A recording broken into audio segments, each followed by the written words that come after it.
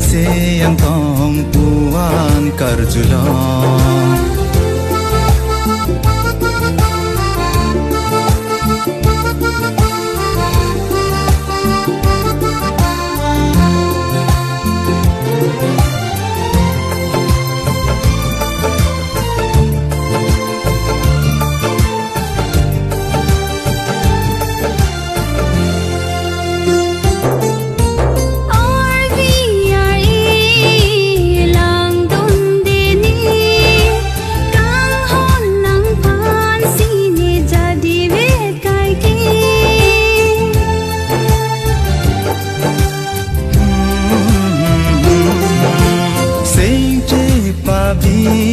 nang kang hon ne phan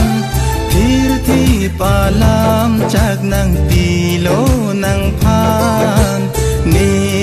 sing a klong pen kang hon do nang phan ni sing a klong pen kang hon do nang phan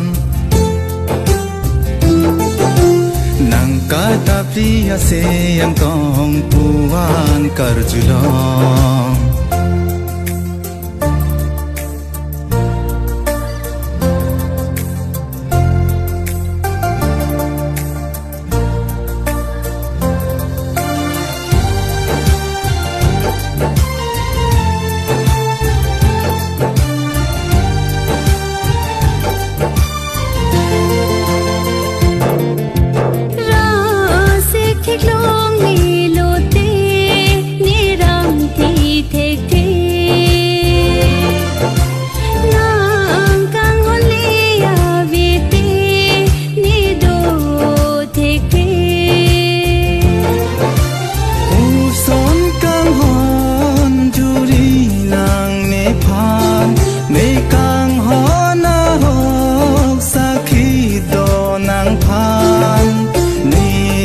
nang sabor vet kai ke ni nang phan ni nang sabor vet kai ke ni nang phan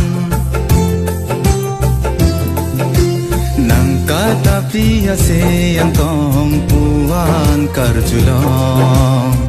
nara nara nara na nara nara nara na nara nara nara